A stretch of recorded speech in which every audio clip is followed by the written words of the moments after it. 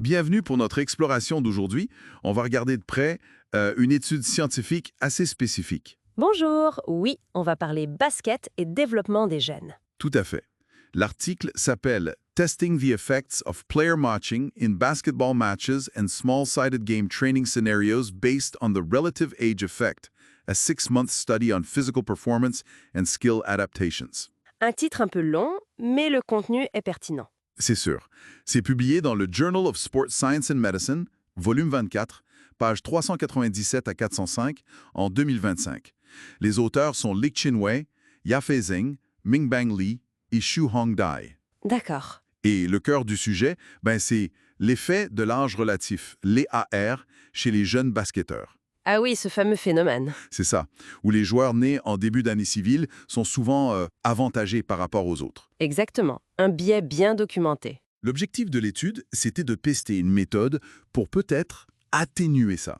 L'idée au jet, regrouper les joueurs par trimestre de naissance à l'entraînement. C'est une approche intéressante, parce que l'EER, ce n'est pas anodin.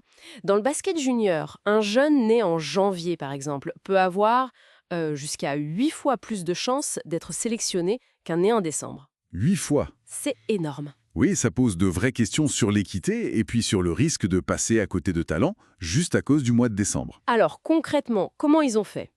L'étude a suivi 41 jeunes basketteurs, environ 13 ans, pendant 6 mois. D'accord. Et ils ont comparé deux groupes.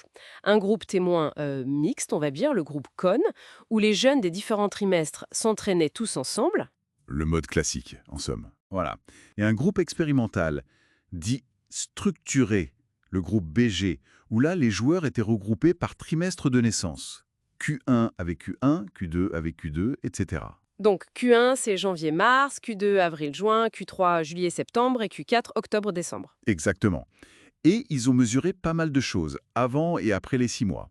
Performance physique, saut vertical, agilité, Le fameux déficit de changement de direction, le COD. c'est ça, le COD, et aussi la capacité aérobie avec le test yo-yo. Et puis, bien sûr, les compétences techniques, tir, passe, dribble. Bon, et alors les résultats?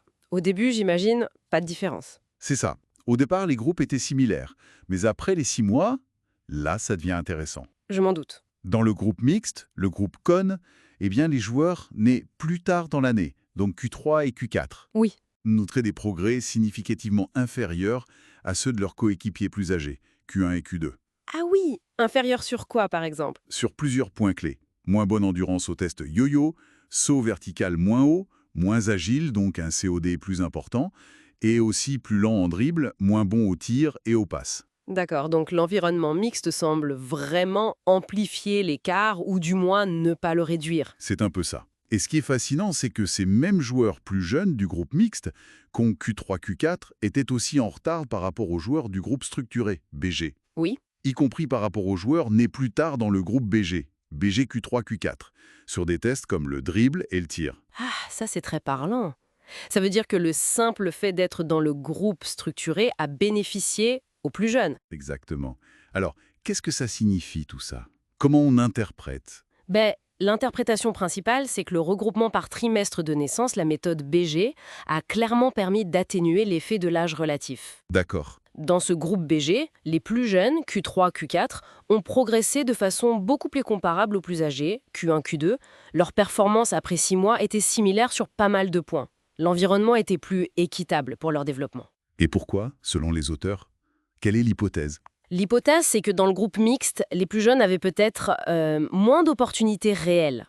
Moins de jeux à haute intensité pour eux, moins de duels gagnés, moins de ballons à gérer. Moins de chances de briller, en somme. Voilà.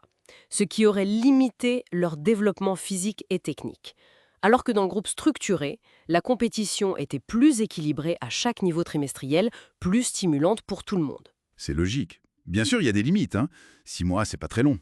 Effectivement. Et ça concerne des garçons basketteurs de 13 ans. Il faudrait voir si ça se confirme sur d'autres âges, chez les filles ou dans d'autres sports. Oui, prudence habituelle.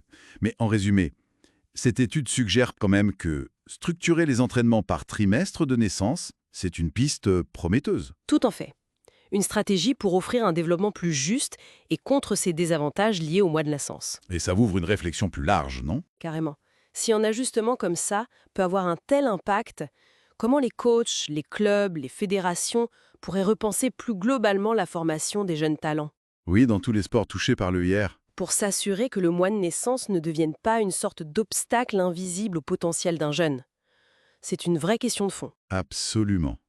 Pour celles et ceux qui voudraient aller plus loin, on recommande bien sûr la lecture de l'article original de Wei et ses collègues dans le Journal of Sports Science and Medicine. C'est toujours mieux de revenir à la source. Tout à fait. Et puis, n'oubliez pas de vous abonner et d'activer les notifications pour ne pas manquer nos prochaines analyses.